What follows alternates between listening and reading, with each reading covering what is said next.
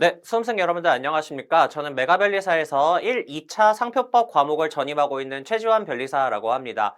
네, 여러분들 이번 영상은 2027년도 변리사 1차 시험 대비를 위해서 진행이 되는 1차 대비 상표법 커리큘럼에 대해서 가이드를 드리면서 이제 어떤 일정에 맞춰서 제가 강의를 제공을 해드릴 거고 그 다음에 각각의 강좌들은 어떤 특징을 갖는지 그 다음에 이제 들으시는 수험생분들께서는 유형별로 이 강좌들을 어떤 식으로 어떤 일정에 맞춰서 활용해 주시면 되는지를 가이드 드리는 시간이라고 생각해 주시면 될 것 같습니다.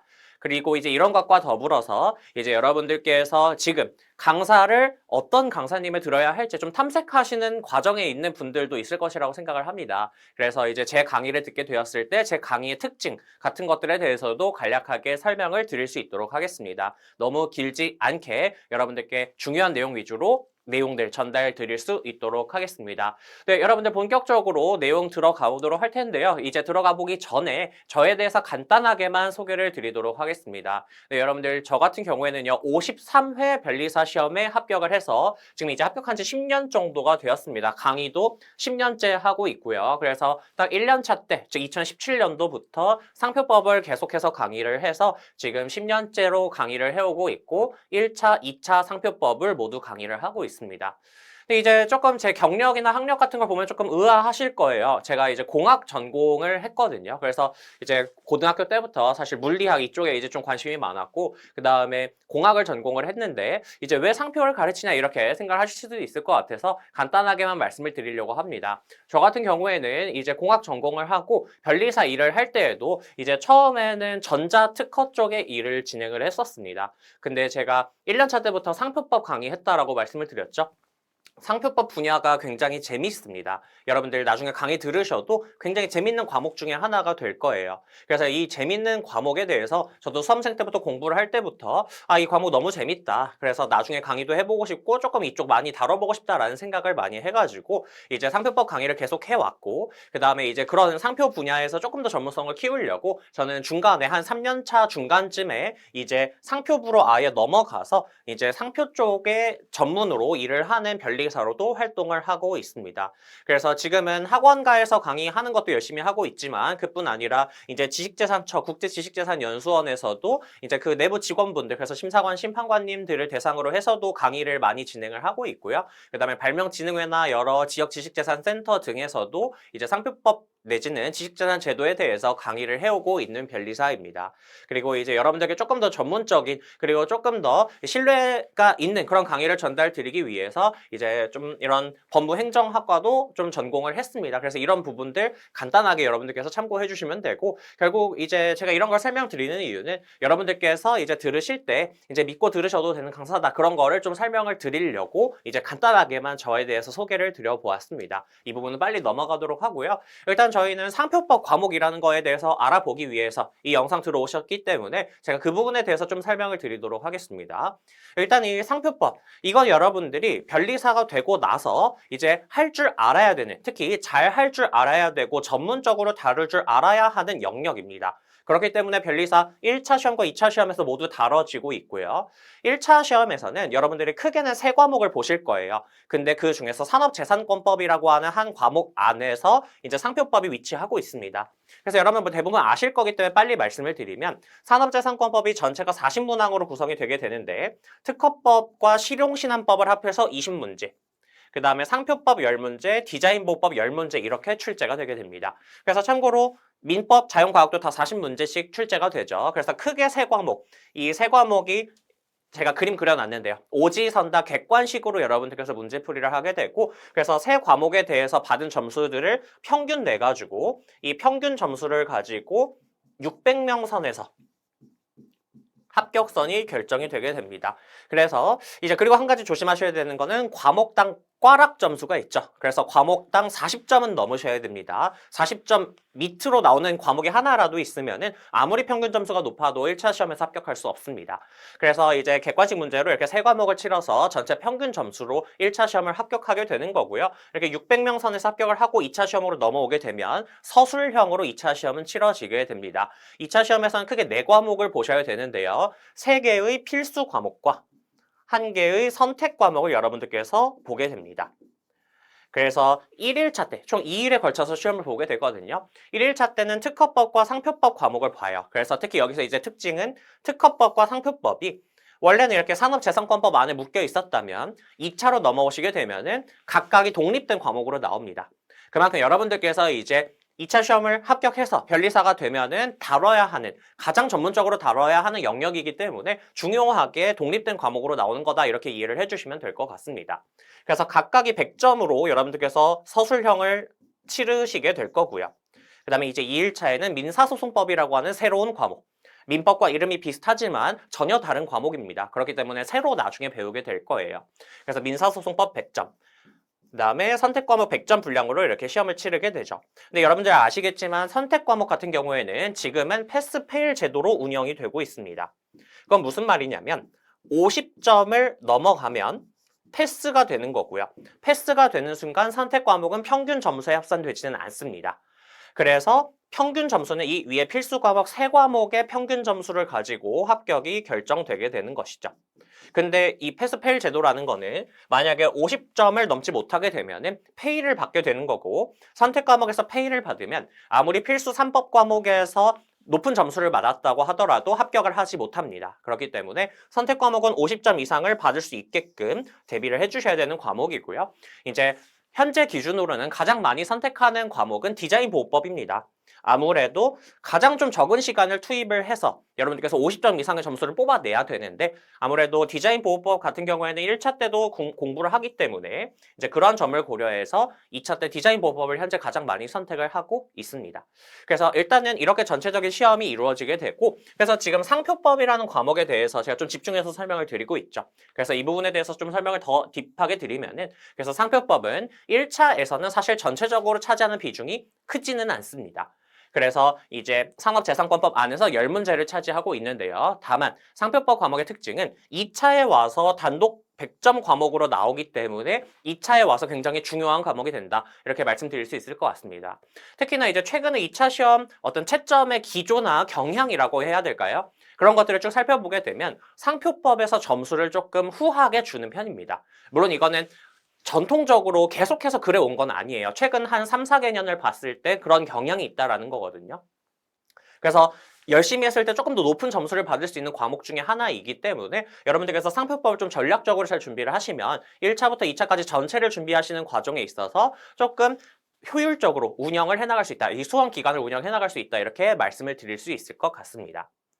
그래서 중요한 과목이다, 이렇게 말씀을 드리는 거고요. 그래서 이제 공부의 분량에 대해서 또 간단하게 여기서 조금 부연 설명을 드려보자면, 이제 특허법, 상표법, 디자인 보호법이 있다라고 했을 때 사실 그냥 시험에 나오는 1차 시험에 나오는 비중만 생각하면 2대 1대 1이잖아요. 근데 여러분들이 이제 공부를 해보게 되면은 특허법의 공부량을 예를 들어서 그냥 100%라고 하면 실제로 디자인 보호법 같은 경우에는 특허법과 굉장히 유사한 면이 많거든요. 그래서 공부량이 특허법에 비해서 50% 혹은 그것보다 낮습니다. 그래서 공부량이 특허법에 비해서 절반 이하로 줄어들어요. 디자인 보호법 같은 경우에는. 그리고 그게 이제 시험에 나오는 비율과도 어느 정도 맞아 떨어지는 부분이 있죠.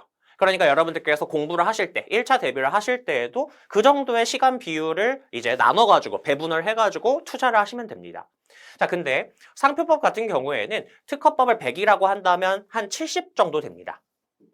특히 이제 왜 그러냐면, 이 특허 상표는 제가 나중에 상표법 기본 이론 강의에서도 계속 말씀을 드릴 거지만 특허 제도하고 본질적으로 차이가 조금 많아요. 본질적으로 좀 다른 제도 있고, 물론 이제 이거를 저희가 산업재산권이라고 묶어서 같은 기관인 직재산처라고 하는 그 행정기관을 상대로 해서 절차를 밟아 나가기 때문에 이런 절차적인 부분에 있어서는 유사한 면이 있기는 하지만, 그런 절차적인 요소를 제외하고서 이제 본질적인 부분이 있죠.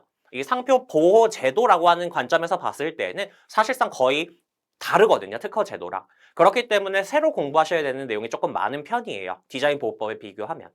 그래서 이거는 10문제밖에 안 되는데 왜 이렇게 강의 수도 많고 내용도 많은 거야? 라는 생각이 드실 수도 있거든요. 근데 그거는 이제 이렇게 좀 이해를 해주시면 좋을 것 같아요. 특허 제도하고 디자인 보호법 제도는 제도 자체가 굉장히 유사한 부분이 있어서 이제 조금 공부량이 많이 줄어드는데, 상표법은 본질적으로 조금 다른 측면이 있다. 그래서 일단 공부량도 새로 배워야 되는 내용이 많다라는 것도 이해를 해주시고, 그 다음에 이제 여기에서 그럼 근데 이제 나는 그래도 이게 10문제밖에 안 나오니까 시간 조금만 쓸래 이렇게 생각하실 수도 있는데요. 이제 여러분들께서 2차까지 장기적으로 생각을 하시면은요. 상표법을 너무 대충 공부해 놓으면요. 2차에 넘어오셔가지고 고생합니다. 그래서 1차 때 상표법 공부하실 때부터 그렇다고 제가 또 뭐 특허법만큼 시간을 많이 투자하라 이런 말씀을 드리는 건 아니에요. 하지만 그래도 특허법 공부한 거에 비해서 한 70% 정도는 초반에는 시간을 조금 써서 그 상표 제도 자체를 온전하게 조금 이해를 하고서 내가 받아들이겠다. 그러고 넘어가겠다라고 생각을 해주시면은 이제 전체적으로 수험 기간을 이제 여러분들께서 운영해 나가실 때 도움이 많이 될 겁니다. 이렇게 이제 상표법이라는 과목의 특징에 대해서 좀 설명을 드려보았고요. 그 다음에 이 상표법이라고 하는 과목의 특징에 대해서 좀 간단하게만 소개를 드리면은요. 너무 안 좋은 말들만 써놓은 것 같기도 한데 이제 초반에 특히 조금 많이 어려워 하시거든요. 왜 상표법 과목을 많이 어려워하냐면 일단은 여러분들께서 준비하시는 분들의 대부분은 좀 이공계 출신이 많으실 거예요. 물론 이제 문과 출신 분들도 있으신 걸로 알고 있지만 그래도 꽤 많은 경우는 이공계 출신인데 보통 수식이 조금 더 익숙할 거예요. 글자보다는. 근데 이제 상표법, 모든 법 과목이 마찬가지지만 상표법도 문구들이 굉장히 많고 그걸 여러분들께서 이해하고 넘어가야 됩니다. 그렇기 때문에 그 줄글로 되어 있는 것들 하나하나 단어가 갖는 의미 이런 것들을 파악하는 게 처음에 쉽지 않아요. 그 다음에 특히나 상표법 같은 경우에는 좀 추상적입니다. 특히 여러분들께서 민법 공부를 하시다 보면은 되게 재밌거든요. 그 재밌는 이유가 뭐냐면 일상생활에서 일어날 법한 것들을 많이 배워요. 누가 누구한테 돈을 빌렸는데 그랬을 때 둘 사이의 권리 의무 관계가 어떻게 되는지 이런 것들을 배우는 거거든요. 근데 상표라고 하는 것, 물론 여러분들 상표는 주변에 널려 있거든요. 주변에서 흔하게 볼 수 있는 게 상표인데 그 상표들 사이에 법적인 분쟁이 발생했을 때 그들 사이의 권리 관계를 어떻게 해석할 것이냐. 이건 좀 추상적으로 나오는 문구들이 굉장히 많아요. 그렇기 때문에 처음에 조금 와닿지 않는 부분이 좀 있다. 그래서 특히 여러분들이 그런 분쟁을 직접 겪어보질 않기 때문에 그렇게 추상적으로 와닿는 부분도 많다라는 특징이 있고요. 그 다음에 절차법적인 성격을 갖는다. 사실 이거는 특허법에서도 여러분들이 들으셨다면 느끼셨을 텐데요. 이건 이제 민법과의 중요한 차이점이 되는 내용인데 민법은 저희가 실체법이라고 이제 이야기를 하죠. 그래서 이제 실체법이라고 하는 건 뭐냐면 어떤 권리 의무의 내용에 대해서 그 실체적인 내용에 대해서 학습을 한다라는 거예요. 근데 여러분들 특허 상표 모두 디자인 법은 모두 실체법적인 성격도 많이 갖고 있습니다. 근데 실체법적인 성격과 절차법적인 성격이 같이 있어요. 그게 무슨 말이냐면 이제 실체법적인 성격이라고 하는 게 상표권이라고 하는 그 권리가 어떻게 발생을 하고 그 권리가 발생을 했을 때 그 권리의 내용과 효력이 미치는 범위가 어떻게 되는지 이런 것들도 당연히 학습을 하는데 근데 절차법적인 성격이 같이 들어가 있는 이유가 뭐냐면 상표법이라고 하는 법률 안에 어떤 게 같이 규정이 되어 있냐면요. 지식재산처라고 하는 여러분들께서 혹시 예전에 많이 들어보셨다면 특허청이라는 이름으로 들으셨을 텐데 그 이름이 지금 정부조직법 개정으로 인해서 조직이 좀 바뀌었거든요. 그래서 지금 이름이 지식재산처예요. 이것도 좀 기억해 주시면 좋겠는데 그 지식재산처라고 하는 행정기관을 상대로 해서 상표를 출원하는 절차 그 다음에 심사를 받는 과정에서도 여러 가지 발생하는 절차들이 있어요. 그리고 그 절차적인 문제에 대해서도 특허법, 상표법, 디자인보호법에서는 같이 규정을 하고 있기 때문에 학습을 해주셔야 됩니다. 그래서 출원서에다가는 어떤 사항들을 적어야 되고 그 다음에 거절 이후 통지를 받았을 때에는 출원인이 절차적으로 어떤 식으로 대응을 할 수 있을 것인가 이런 것들이 법률에 다 나와 있기 때문에 근데 이게 처음에 여러분들이 민법 공부하다가 넘어오시면은 조금 여러분들을 괴롭히는 요소입니다. 왜냐하면 여러분들이 직접 출원 절차를 밟아본 적이 없잖아요. 이게 막상 밟아보면 별거 아니거든요.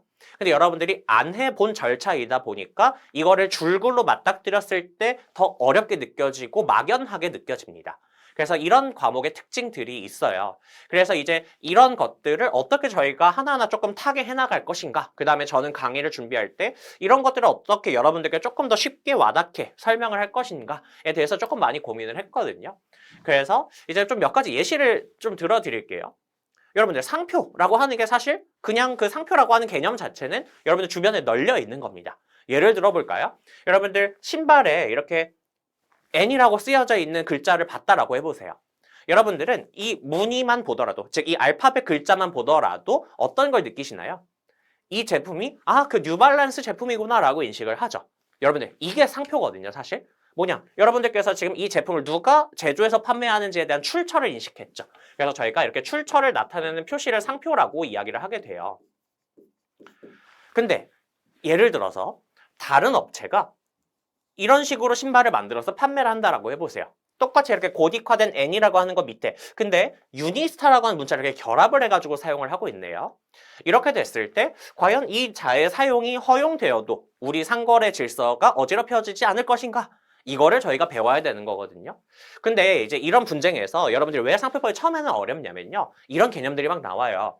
아니 근데 N이라고 하는 거는 알파벳 한 글자인데 알파벳 한 글자는 누구나 그냥 자유롭게 표시할 수 있어야 되는 거 아닌가? 사실 이런 게 이제 나중에 배우면 식별력이라고 하는 개념으로 상표법에서 나오거든요. 식별력을 인정할 수가 없는 건데 이게 어떻게 서로 권리가 저촉이 된다고 할 수 있을 거냐? 이런 문제들이 나오게 되거든요. 근데 이제 이런 것들을 해결하기 위해서 여러 가지 판례들이 있어요. 그래서 그런 판례들도 저희가 학습을 하게 되는 겁니다. 결국 이건 뭐냐면 이 N이라고 하는 것이 원래는 식별력이 없지만 이 뉴발란스 회사에서 식별력을 취득했기 때문에 사용에 의해서 식별력을 취득했기 때문에 이 둘은 유사한 상표이다. 그래서 이거는 권리관계가 저촉되는 것이다. 이런 것들을 저희가 나중에 배울 거거든요. 또 한 가지 좀 재밌는 예시를 들어드릴까요? 여러분들 레고라고 하는 거 아시죠? 여러분들 이거를 일반 명칭이라고 생각하시는 경우도 있는 것 같기는 한데 이거는 굉장히 유명한 상표입니다. 그래서 완구에 사용이 되는 상표예요. 그리고 굉장히 유명한 상표인데 어떤 제약업체가 레고캠, 예를 들어서 이런 문자를 쓴다라고 해보겠습니다. 제약업계에서 이렇게 쓴다라고 해볼게요. 과연 이 둘의 권리관계가 저촉관계에 있는 것일까? 또는 결국 이제 이 자가 이쪽에 어떤 권리 행사를 할 수 있을 것인가? 이런 걸 저희가 배워야 되거든요. 그럼 여기서도 이제 또 이런 의문이 나와요. 아니 업계가 완전히 다른데 그러면은 이거는 사용할 수 있다고 봐야 되는 거 아닌가요? 라고 생각할 수도 있는데요. 결과적으로는 실제 이런 레고캠과 관련된 어떤 상표가 있었는데 이 레고 완구에 사용되는 이 레고 상표로 인해서 등록이 무효가 되었거든요. 그거는 또 저명상표 희석화라고 하는 새로운 개념이 나오면서 또 저희가 나중에 학습을 하는 내용입니다. 그래서 이렇게 좀 법적인 개념들이 새롭게 나오고 여러분들이 일상생활에서 많이 사용하지 않던 그런 용어들도 많이 나오다 보니까 처음에 조금 추상적으로 다가오고 어려울 수 있다는 거예요. 근데 여러분들 어땠죠? 제가 실제 사례를 가지고 이렇게 설명을 드리니까 굉장히 흥미롭게 느껴졌죠. 여러분들이 이제 이런 것들을 결국은 학습할 때 어떻게 해주셔야 되냐면 이렇게 실제 사례들을 토대로 해서 법리들을 이해해 나가면요. 그 추상적인 것들이 굉장히 직접적으로 와닿게 되면서 잘 정리를 할 수 있게 됩니다. 그래서 저는요. 강의할 때 특히 이제 이 전자칠판 교환을 굉장히 적극적으로 활용을 하고 있고 이를 통해서 여러분들께 대부분의 내용들, 특히 조금 이해하기 어려운 내용들은 다 도식화해서 여러분들께 이해가 쉽게 되도록 전달을 드리려고 노력을 할 겁니다. 그래서 이제 저희 상표법 커리큘럼에 대해서 본격적으로 설명드리기에 앞서서 이제 이 조금 어렵게 느껴질 수 있는 그 상표법 과목을 제가 어떻게 좀 전달을 드리고 있는지 저에 대해서 간단하게만 조금 소개를 하도록 하겠습니다. 저에 대해서 이제 왜 이 최지환 변리사의 상표법 강의를 들으면 이제 1차 상표법, 나아가서 2차 상표법까지 대비를 할 때 도움이 될 것인가에 대해서 간단하게 말씀을 드리면은요. 이거 이제 실제 수험생들의 수강평입니다. 굉장히 감사하게도 좋은 수강평을 많이 남겨주셨는데요. 그래서 제가 생각할 때 제가 이제 여러분들께 전달 드리는 내용들 중 대다수는 저는 이해를 시켜드리는 것, 그 다음에 정리를 시켜드리는 것을 최우선 목표로 하고 있거든요. 그래서 저는 어떠한 어려운 법리가 있을 때 그거 여러분들 읽어보시고 이해하고 넘어가세요. 이렇게 설명하지 않습니다. 그래서 좀 어려운 문구라고 하더라도 책임지고 여러분들께 이해시켜드리는 강의를 하고 있고요. 그래서 실제 사례를 케이스별로 이렇게 도식화 자료를 통해서 여러분들께 설명을 드리면서 쉽게 이해가 되게끔 설명을 드리고 있습니다.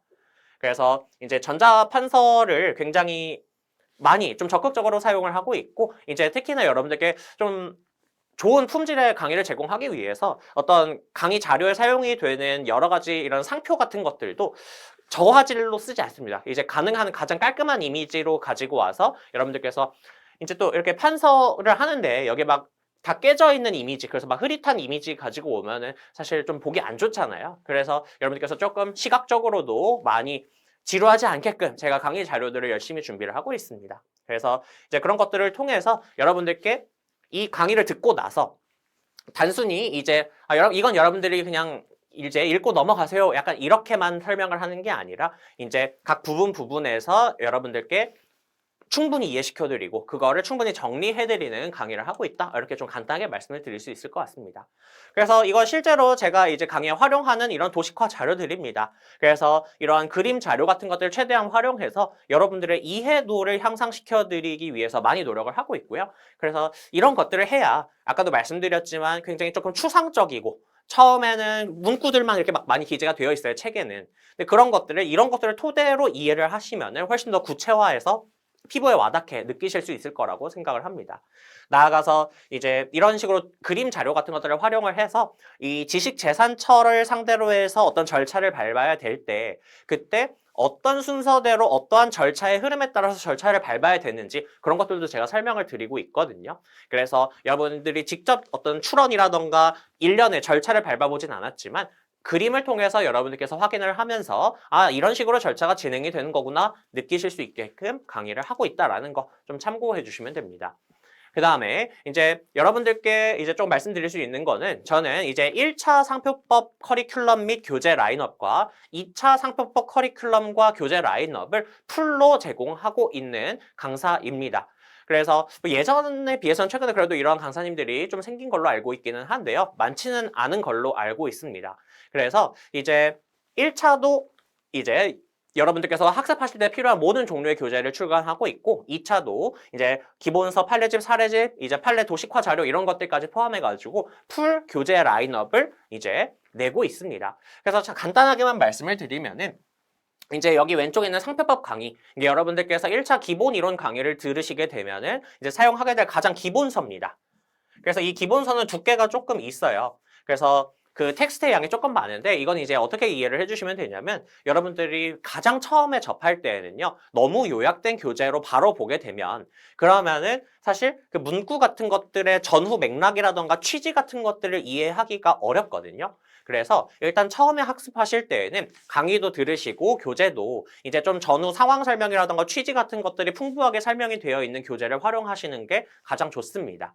그래서 이 기본서 교재는 여러분들께서 충분히 이해하실 수 있게끔 이제 말 그대로 법학 기본 서적의 형태로 기술이 되어 있고요.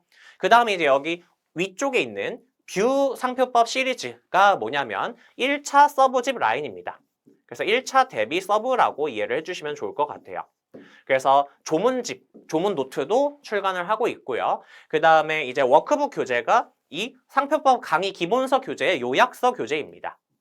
그래서 이론들이 요약이 되어 있으면서 기출 매칭이 되어 있어요. 그래서 기출 지문 매칭까지 되어 있는 교재다 이렇게 이해를 해주시면 될 것 같고요.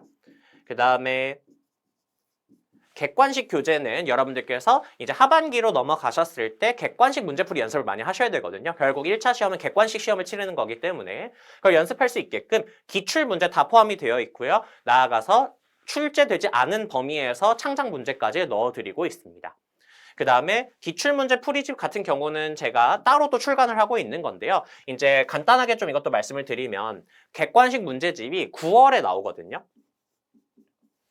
객관식 문제집 9월에 출간되는데 조금 일찍 준비를 시작하신 분들 같은 경우에는 5, 6월 또는 뭐 6, 7월 이 기간에도 이제 기본 강의를 한 바퀴 다 돌려서 문제풀이를 조금 미리 해보고 싶다라고 생각이 드실 분들도 있을 거예요. 그래서 그런 분들의 니즈를 맞춰드리기 위해서 저는 기출문제 풀이집 같은 경우에는 9월보다 훨씬 조금 이른 시점에 대략 5, 6월쯤에 출간을 하고 있거든요. 그래서 특히 이건 뭐냐면 기출 문제들만 모아놓은 거고 이건 이제 회차별로 묶어놓은 특징이 있습니다. 그래서 나는 기본 이론을 이제 조금 빨리 들었고 객관식 문제집이 출간되기 전에 미리 조금 더 객관식 문제풀이를 해보고 싶다. 그런 분들께서 활용해 주시면 되는 교재입니다. 그래서 이렇게 교재 라인업이 나오고 있고 이제 그 재호 선정과 관련된 부분도 간단하게 말씀을 드리면은 이제 특허법 강의하시는 박지한 변리사님, 그 다음에 이제 디자인 보호법 강의하는 유시훈 변리사님이랑 같이 이제 이런 부분들을 좀 고려한 거예요. 여러분들께 어떤 의미를 좀 전달하면 좋을까.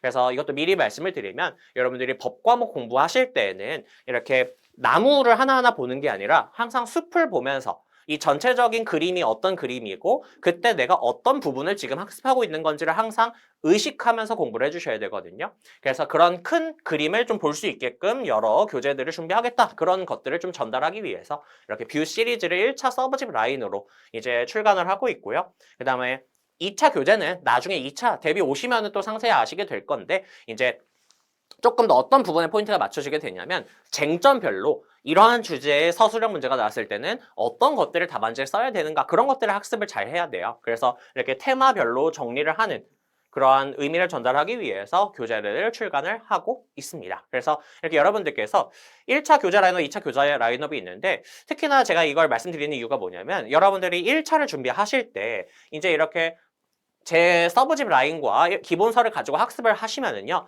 2차로 넘어오셨을 때 이제 테마 상표법 교재, 물론 교재가 따로 있어요. 이건 이제 2차 대비에 좀 더 적합하게 편집이 되어 있기 때문에 교재는 별도로 출간을 하는데, 근데 이 책의 어떤 논리의 흐름이라던가 서술의 방식 같은 게 이 1차 기본서와 다 싱크가 맞게 되어 있습니다. 그래서 여러분들께서 제 강의를 통해서 1차 기본 강의를 통해서 1차 커리큘럼을 따라오시면은요. 그대로 2차로 넘어갔을 때 이제 그 논리의 흐름이라던가 목차의 구성 방식 같은 걸 그대로 이어갈 수 있고요. 그 다음에 제가 사용하는 도식화 자료들이 있어요. 그런 것들 이 상표법 강의 교재 안에도 다 포함이 되어 있는데 그런 도식화 자료들이 2차로 넘어왔을 때 똑같이 쓰입니다.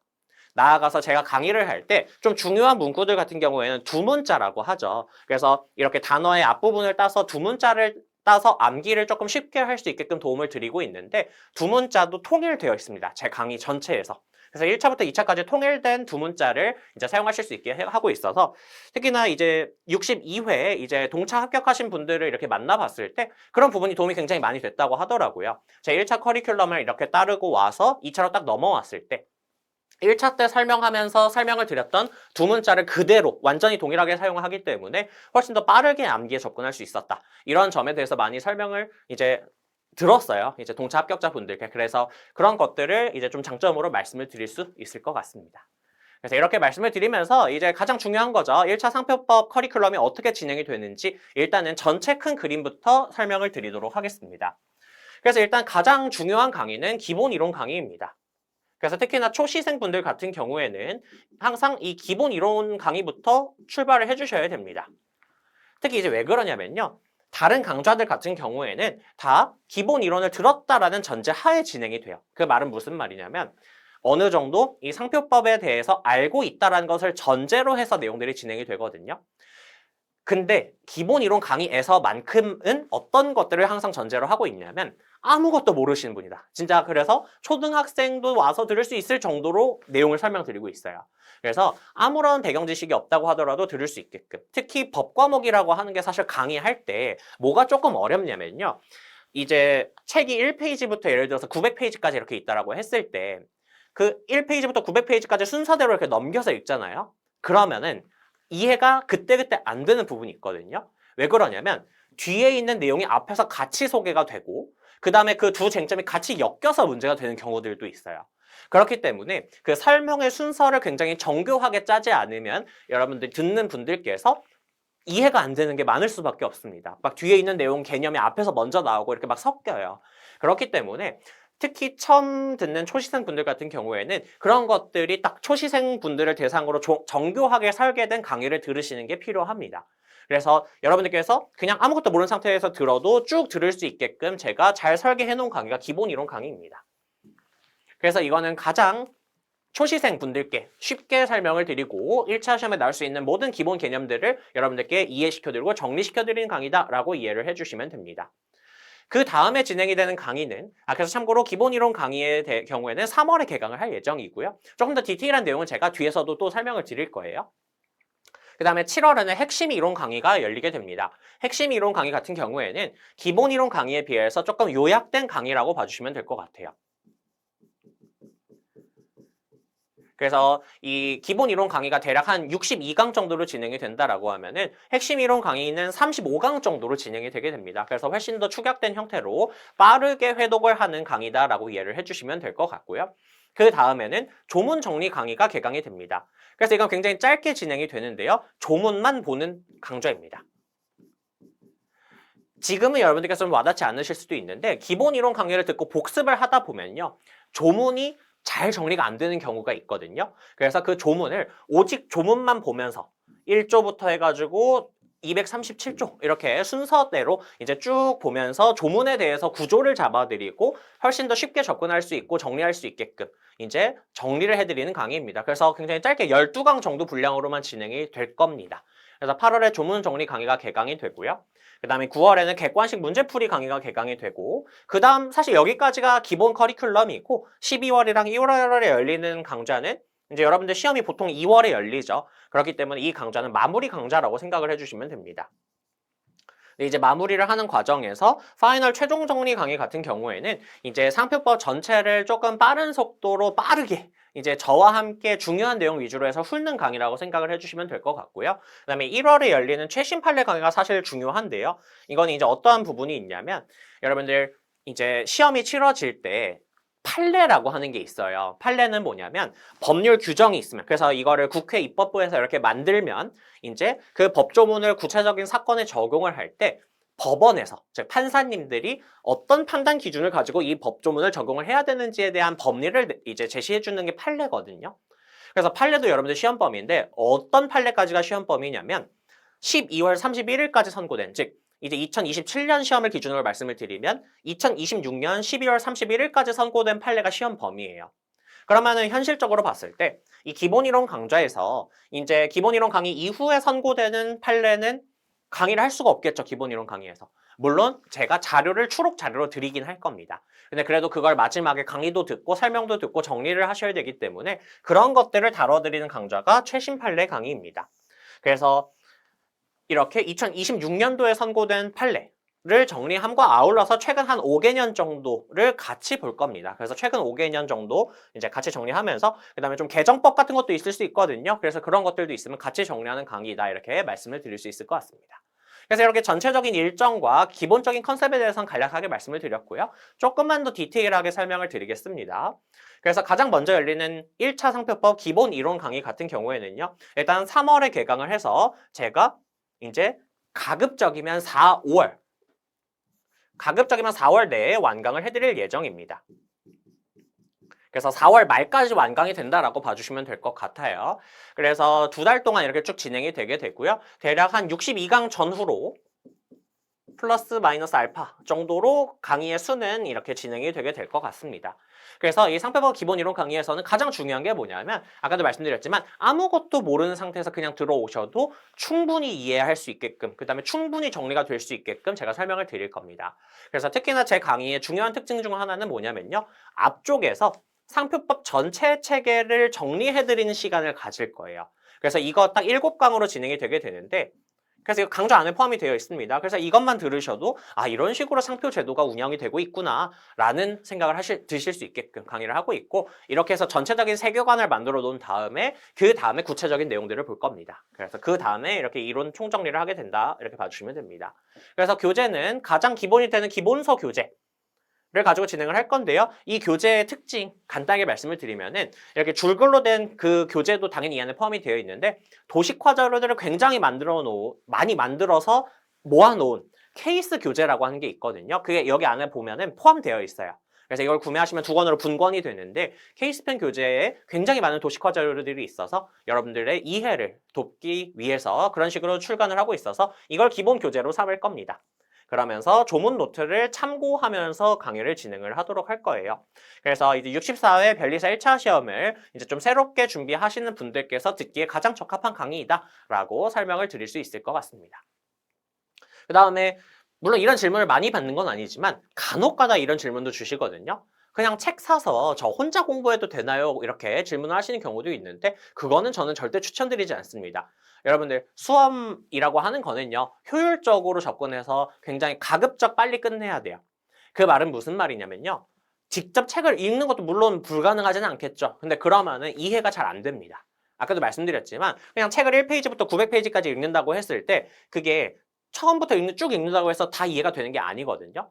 이제 조금 뒤에 있는 내용이 같이 나오는 경우도 있고 이렇게 막 섞여서 뒤얽혀서 나오는 문제도 있기 때문에 그런 건 좀 정교하게 전문 강사가 딱 설계해 놓은 강의를 듣는 게 가장 이해와 효율에 있어서 좋습니다. 그래서 그렇게 좀 잘 설계된 강의가 이 상표법 기본 이론 강의라고 이해를 해주시면 될 것 같습니다.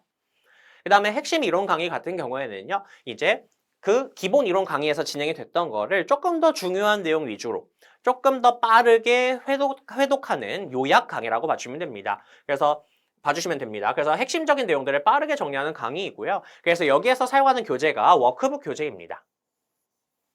그래서 이 워크북 교재가 아까 그 기본서의 요약서라 그랬잖아요. 그래서 이건 요약서로 빠르게 정리하는 강의이다. 그래서 아까 이제 기본 이론 강의가 62강 정도로 진행이 됐다라고 하면 핵심 이론 강의는 35강에서 약간 변동이 있을 수 있고 이 정도로 강의가 진행이 될 예정이어서 훨씬 더 빠르게 한번 요약 정리하는 강의다라고 이해를 해주시면 됩니다. 근데 이제 좀 특징은 아까 워크북 교재에 기출 지문을 제가 매칭해놨다라고 말씀을 드렸죠. 그렇기 때문에 이제 이 주요 기출 지문도 이론을 설명드리면서 바로바로 같이 좀 설명을 드리는 강의라고 생각을 해주시면 됩니다. 다만 이 핵심 이론 강의 같은 경우에는요. 기본 이론의 요약 강의예요. 그렇기 때문에 기본적으로 초시생 분들께 필수 코스로 추천드리는 강의는 아닙니다. 왜냐하면 기본 이론 들으셨으면은 이거를 안 들으셔도 그냥 직접 들으셨던 거 복습하시면 돼요. 그렇기 때문에 기본적으로 이 강좌는 이제 제시 준비하시는 분들, 그래서 이제 2026년도 2월에 시험을 보셨는데 약간 아쉽게 잘 안 돼서 다시 준비하실 때, 그래서 그런 경우에는 굳이 기본 이론을 다시 들을 필요는 없는데 그래도 조금 빠르게 강사와 함께 이 1차 상표법 대비를 위한 이론을 전체적으로 훑고 싶으신 분들이 있을 수 있어요. 그래서 그런 분들을 위해서 마련된 강의가 핵심 이론 강의라고 봐주시면 됩니다. 그래서 이런 분들이나 이제 초시생 분들 같은 경우에는 어떤 경우에는 들으시면 좋겠냐면요. 예를 들어 이런 경우예요. 이제 수험생마다 강의 의존도라고 하는 거에 차이가 좀 있거든요. 그래서 나는 그냥 기본 이론 듣고 혼자 복습하면은 그게 공부가 더 잘 된다라고 생각이 드시는 분도 있어요. 근데 간혹 가다 보면은 좀 나는 그냥 조금 빠르게 배속을 높여서라도 강사와 함께 이론을 정리를 하는 게 조금 더 도움이 많이 된다. 그런 분들도 있거든요. 그래서 그런 분들 같은 경우에 특히 예를 들어서 올패스 상품을 가지고 있어서 프리패스 상품이 있어서 이제 어떤 추가 결제 부담이 없다라고 생각이 드시면은 그런 경우에는 이 강의를 활용해 주실 수 있겠습니다. 그래서 조금 빠르게 좀 속도감 있게 기출 지문과 함께 이론을 정리하는 강의다라고 이해를 해주시면 될 것 같습니다. 그 다음에 조문 정리 강의는 간단합니다. 조문 노트를 가지고 조문만 빠르게 정리를 하는 겁니다. 그래서 일단은 이 강좌 와 관련해서 이런 질문이 있을 수 있다고 생각을 합니다. 뭐냐면 이제 아니 기본 이론에선 그럼 조문 설명을 안 하나요? 이렇게 질문을 하실 수도 있는데 아닙니다. 여러분들 기본 이론에서 당연히 조문도 디테일하게 설명을 합니다. 그렇기 때문에 이것도 필수 강의는 아니에요. 근데 이제 이거는 뭐냐면 기본 이론을 설명을 드릴 때에는 물론 법조문의 순서와 어느 정도 일치하는 순서로 진행을 하지만 완벽하게 조문을 1조부터 딱 순서대로 하나하나 넘어가면서 보는 건 아니거든요. 이론을 정리하는 방식은 조금 조문 순서랑 달라지는 부분이 있어요. 그러다 보니까 이제 조문만 좀 진득히 보고 싶다. 라는 니즈가 분명히 여러분들이 기본 이론 들으시고 스스로 복습 좀 하시다 보면 생길 수 있거든요. 그런 분들을 위해서 조금 더 근데 또 혼자 조문을 정리하자니 정리가 잘 안 되고 구조가 잘 안 잡힐 수 있거든요. 그래서 그 조문의 구조를 제가 같이 잡아드리고 조문을 조금 더 여러분들께서 쉽게 접근하실 수 있게끔 이 조문 노트를 같이 정리하는 강의라고 이해를 해주시면 될 것 같습니다. 그래서 좀 빠르게 조문 1회독을 강사와 함께 하고 싶다. 이런 분들께서 듣기에 적합한 강의이고요. 그 다음에 또 2차 준비를 하다가 좀 1차를 다시 준비해야겠다라고 이제 돌아오신 분들 같은 경우에 2차에서 여러분들께서 공부를 하실 때는 판례는 굉장히 많이 공부를 할 거예요. 근데 이제 2차에서는 조문의 엄청 디테일한 부분은 조금 디테일하게는 안 보거든요. 근데 이제 아시겠지만 1차에서는 오히려 조문에서 좀 디테일한 부분까지 잘 캐치를 해내시고 그걸 눈에 익히셔야 돼요. 그러다 보니까 그런 분들께서 1차 다시 돌아오셨을 때 활용하시면은 좋은 강의입니다. 그렇게 분량이 많지 않아요. 한 12강 정도로 진행이 될 예정이거든요. 이렇게 내용 참고해 주시면 될 것 같습니다. 그 다음에 객관식 강의입니다. 객관식 강의 같은 경우에는 9월에 개강이 되고요. 그래서 객관식 문제집이 나올 때 같이 이제 개강을 할 예정이고 9월 내로 완강해드릴 예정입니다. 금방 완강해드릴 예정이고요. 그래서 객관식 문제풀이 접근법을 설명드리는 강좌라고 이해를 해주시면 될 것 같습니다. 그래서 객관식 문제집에 있는 문제를 풀 건데 모든 문제를 같이 푸는 건 아니고요. 진도 범위에 맞춰서 제가 숙제를 내드릴 거고 그 다음에 그 중에서 제가 좀 설명을 해드리는 게 필요한 문제들을 제가 선별해서 이제 설명을 드리도록 할 겁니다. 그래서 그리고 이제 객관식 문제풀이를 하면서 여러분들이 이제 이론 정리하는 것과 조금 다르게 어떤 포인트별로 이런 게 여러분들께서 많이 헷갈려 하시는 부분이다라는 거를 제가 좀 정리해 드릴 거예요. 물론 이제 이거는 제 객관식 교재 보시면은 객관식 교재 자체의 단원별로 자주 헷갈리는 포인트 내용 자체가 정리되어 있거든요. 그래서 그냥 교재만 보셔도 사실 상관은 없어요. 근데 그런 것에 대한 해설도 제가 같이 해드리는 강좌가 객관식 강의이다. 이렇게 이해를 해주시면 됩니다. 그래서 나는 객관식 문제풀이를 어떻게 해야 되는지 좀 감이 안 온다. 이런 분들께서 좀 선택적으로 활용해 주시면 되는 강의가 객관식 강의라고 이해해 주시면 될 것 같습니다. 그 다음에 파이널 최종 정리 강의 같은 경우에는 12월에 개강이 될 예정이고 12월 초에 개강이 되도록 할 예정이에요. 그래서 이건 뭐냐면 이제 마무리를 하는 과정에 들어갔을 때 이제 다른 과목을 여러분들이 이제 막 같이 하다 보면은 그러니까 이제 초반에는 민법 하나 하고 그다음에 특허법 하나 하고 이렇게 하잖아요. 근데 막바지에 가서는 모든 과목을 다 같이 돌려야 되거든요. 그러다 보면은 상표법의 내용이 휘발되는 경우가 많아요. 그래서 특히나 이제 다른 거 집중해서 하다가 상표법이 너무 많이 까먹었다. 그래서 막바지에 가서 조금 더 빠르게 강사와 함께 전체적인 일회독을 하고 싶다라고 생각이 드시는 경우에는 이 최종 정리 강의를 활용해 주시면 됩니다. 그래서 이거는 이제 막바지에 강사와 함께 빠른 일회독, 그러니까 이거는 그 아까 중간에 있었던 핵심 이론 강의 있잖아요. 그것보다 더 빠르게 진행이 됩니다. 엄청 빠르게 진행이 되는 강의인데 그래도 이걸 들으시면은 좀 빠르게 머릿속에서 이론 내용들이 리마인드가 될 거예요. 그래서 좀 마지막에 보아야 하는 중요한 어떠한 이론 같은 것들을 정리를 하는 강좌고 그다음 여기서도 제가 최근 5개년 대법원 판례를 조금 더 집중적으로 그다음에 개정법을 집중적으로 알려드리기는 할 겁니다. 그래서 이 강의를 이렇게 활용해 해주시면 좋을 것 같고요. 여기서는 이렇게 보충 프린트 자료 같은 것들을 가지고 이제 진행이 될 거예요. 그래서 이제 보충 프린트 1번은 이제 비유 상표반 핵심 정리 자료라고 하는 것이 이제 자료로 제공이 될 텐데 이게 아까 요약서였던 워크북 교재 있죠? 그거를 더 요약해 놓은 거라고 봐주시면 됩니다. 그래서 막바지 공부 보조 자료로 활용하실 수 있게끔 제가 제공을 해드리도록 할 거고요. 그래서 이것도 좀 미리 말씀을 드리면 이제 여러분들이 이제 1차 시험을 준비해 나가실 때 기본 이론 들으시고 그다음에 복습하시고 객관식 문제풀이 하시고 이제 점점 이렇게 시험 막바지로 오게 되잖아요. 여러분들이 해야 되는 건 뭐냐면요. 초반에는 이해 정리 잘 해주시면서 이제 충분히 내가 습득을 하겠다 그 내용을 이렇게 이해를 해주시면 되고 막바지로 갈수록 뭘 잘 해주셔야 되냐면 공부를 해야 되는 양을 줄여 나가야 되거든요. 그래서 보는 자료에서 내가 자주 틀렸던 거, 그 다음에 내가 자주 헷갈리는 거 이런 거를 잘 표시를 해나가면서 마지막에 보아야 하는 내용을 이렇게 점점 줄여 나가야 됩니다. 그래서 처음에는 이만큼의 내용을 봤다면 그 다음번 볼 때는 이 정도만 볼 수 있게끔 그래서 이제 계속 헷갈리고 계속 틀리고 헷갈리는 것들을 이렇게 점점 양을 줄여 나가야 됩니다.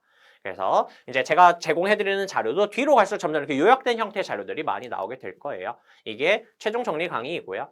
그 다음에 이제 1월에 진행이 되는 최신 판례 특강 같은 경우에는요. 아까도 말씀드렸지만 시험 범위가 2026년 12월까지 선고된 최신 판례가 시험 범위이기 때문에 이제 이렇게 새롭게 나온 2026년도에 새롭게 나온 판례들도 설명을 드리면서 그다음에 그와 아울러서 출제 가능성이 높은 최근 5개년 판례를 이제 정리해드리는 강의라고 봐주시면 됩니다. 그래서 이 강좌는 여러분들 필수예요. 이건 무조건 들으셔야 된다라고 이해해 주시면 좋을 것 같고요. 그래서 최신 판례가 시험에 자주 나옵니다. 그렇기 때문에 여러분들께서 막바지에 이거를 꼭 들으셔야 돼요. 근데 이제 여기서 제가 또 많이 받는 질문 중 하나가 어떤 거냐면 아니 근데 최종 정리 강의에서도 최근 5개년 대법원 판례 이제 정리해드리는 거 아니에요? 그러면 이 두 개 차이가 뭐예요? 이렇게 말씀 주시기도 하거든요. 그래서 이제 이거에 대해서도 말씀을 드리면은 이제 어떤 거냐면 이제 최종 정리 강의는 12월 초에 개강을 해서 이제 금방 완강을 하거든요.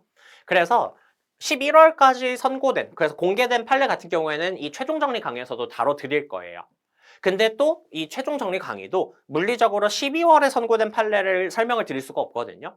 물론 12월에 선고된 판례가 없을 수도 있어요. 상표법 관련된 판례가. 없으면 그냥 이것만 들으셔도 무방한데 새롭게 나오는 추가되는 판례가 있으면은 그런 거를 조금 더 이제 반영하는 강의가 최신 판례 특강이라고 생각을 해주시면 될 것 같아요.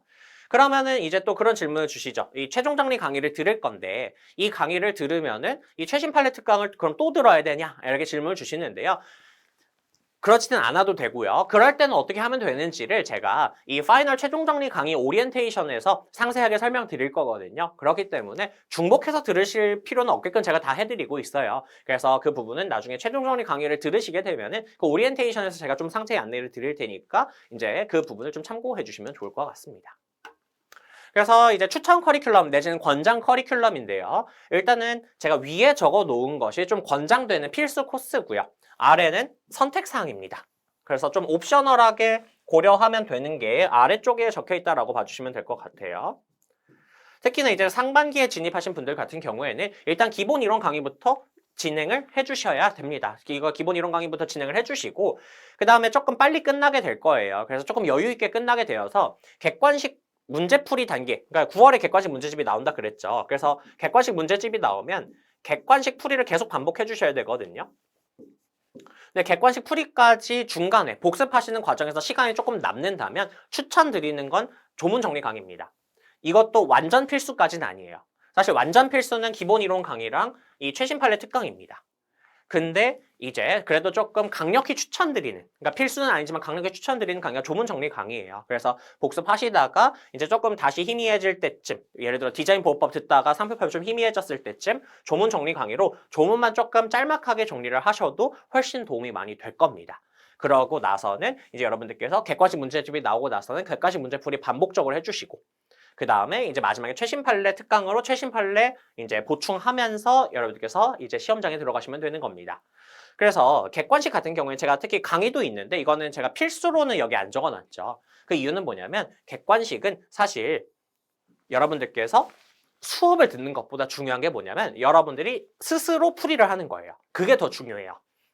그렇기 때문에 꼭 강의 안 들으셔도 돼요. 그런데 여러분들께서 직접 객관식 문제집을 반복해서 풀이를 하는 거는 굉장히 중요하거든요. 그래서 이건 객관식 문제집 나오면 꼭 해주시고, 근데 이제 만약에 나는 강사한테 좀 이런 문제풀이 방법론에 대해서도 설명을 듣고 싶다, 그 다음에 좀 자주 헷갈릴 만한 포인트를 강사와 함께 정리하고 싶다, 그런 분들께서 객관식 강의를 선택적으로 필요에 따라서 활용해 주시면 되는 겁니다. 그 다음에 이제 파이널 최종 정리 강의 같은 경우에도 혼자 정리하실 수 있으면 혼자 정리하시면 돼요. 근데 이제 또 다른 과목들 하다가 보니까 나는 조금 더 강사와 함께 빠르게 한 번 1회 독을 하는 게 필요하겠다 하실 때 활용하시면 되는 겁니다. 그래서 이렇게 좀 추천을 드리는 것이고요. 그 다음에 재시생분들 같은 경우에는 똑같은데 그냥 앞에만 바뀝니다.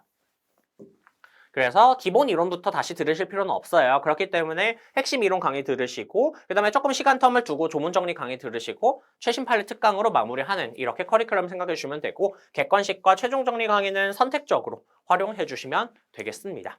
근데 또 뭐 제가 선택적으로 활용하라고 말씀을 드리는데, 최종 정리 강의도 제가 이렇게 수강 이력이라던가 그런 것들을 보면 굉장히 많이 들으시더라고요. 그래서 막바지에 가면은 아, 정리가 잘 안 되는구나 라는 거를 이제 나중에 가시면 여러분들 느끼실 거예요. 그럴 때 저와 함께 좀 빠르게 일해독한다, 이렇게 이해를 해주시면 좋을 것 같습니다. 그다음에 조금 나올 수 있는 예상 질문에 대해서 간단하게 좀 답변을 드리면서 이제 마무리를 하려고 합니다. 그래서 이제 또 많이 질문 주시는 게, 제 커리큘럼 보면은 1차 대비에 판례 강의가 없을 거예요. 제가 판례 강의는 2차에 판례 심화 강의가 있거든요. 근데 이건 2차 대비용이고요.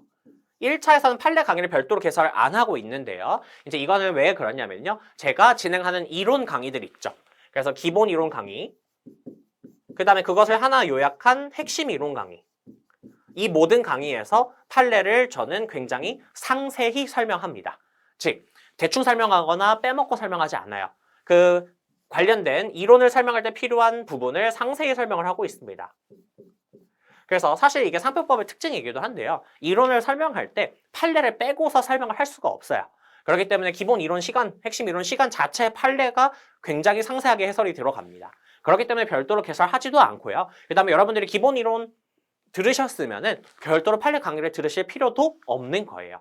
근데 이제 2차에서 판례 심화를 따로 열고 있는 이유는 2차에서는 특히나 판례형 문제라고 하는 게 나왔을 때 판례를 더 딥하게 정리를 하고 있어야 되고, 특히나 원문 형태를 가지고 정리를 하는 게 필요하거든요. 그거를 위해서 특히 2차 대비에 조금 적합하게끔 특화된 강의가 판례 심화 강의예요. 2차에서 하는. 그래서 2차에서는 이게 별도의 목적이 있기 때문에 하는 건데, 1차에서는 이미 이론 강의에서 다 다루기 때문에 별도로 개설하고 있지 않는 거고, 여러분들께서 그래서 불안하실 필요 없어요. 그냥 기본 이론 들으셨으면은 판례 강의 별도로 들을 필요가 없는 거다, 이렇게 이해를 해주시면 됩니다. 그 다음에 간혹 이런 질문도 많이 받습니다. 이제 다른 강사님 기본 강의를 들었는데 좀 정리가 안 된다, 이럴 때 어떤 걸 추천하냐, 이렇게 질문 주시는데요. 그럴 때 핵심 이론 강의 활용하시면 됩니다. 그래서 기본 이론을 다른 강사님 걸 들어서 어느 정도 체계는 아는데 뭔가 좀 정리가 안 된다, 이해가 안 되는 디테일한 부분들이 있다, 그럴 때 핵심 이론 강의를 활용해 주셔서 핵심 이론 강의 이제 들으시면서 내용 정리해 주시고, 그 다음에 조문 정리 같은 것은 이제 좀 이제 선택적으로 활용을 해가지고 이제 정리를 해주시면 좋을 것 같습니다. 그 다음에 뭐 제 강의를 들으면 2차 준비에도 실제로 도움이 될까요? 이렇게 질문을 주시는 경우도 많은데요. 여러분들 2차에서 정리하는 상표법 과목 있잖아요. 그 과목이요, 이제 물론 2차에 넘어오면은 좀 정리하는 방식 같은 게 많이 바뀌어야 되거든요. 그리고 암기하는 것도 많이 바뀌어야 돼요. 근데 여전히 같은 과목입니다. 그렇기 때문에 전체적인 흐름을 이해하는 방식, 그 다음에 판례를 정리하고 이해하는 방식, 그 다음에 어떤 도식화 자료 같은 것들, 그 다음에 또 두문자 같은 것들, 이런 건 실제 공통되거든요.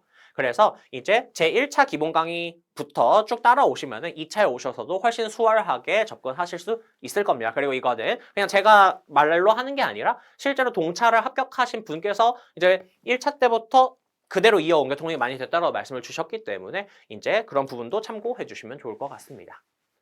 자, 그래서 이제 마무리 인사드리면서 커리큘럼 가이드 영상 마무리하려고 하는데요.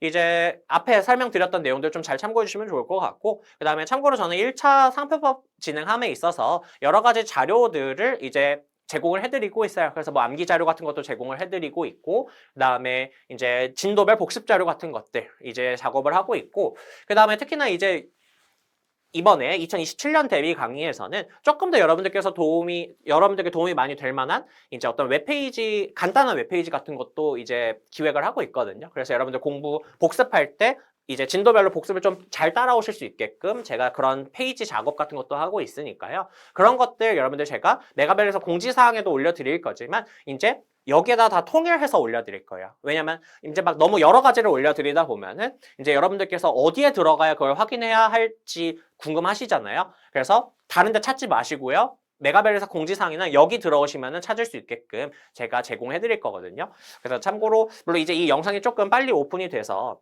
이제 2026년 2월 28일 이때가 이제 2026년도 시험이 있는 날짜거든요. 그래서 이때까지는 이제 2026년도 시험 대비를 위한 자료들이 올라가게 될 텐데, 근데 이제 이게 지나고 나서 3월부터는 이제 2027년도 대비를 위한 자료들이 여기에 올라가게 될 겁니다. 그래서 여러분들이 이 링크는 딱 저장해 두셨다가 이제 뭐 새로운 자료 올라왔나? 한 번씩 이제 심심하실 때 들어와서 보시면은 제가 공지해드려야 되는 자료들 또는 뭐 추록 자료들 같은 거 다 여기에 올려드릴 거예요. 그래서 여기로 이제 들어오시면 좋을 것 같습니다.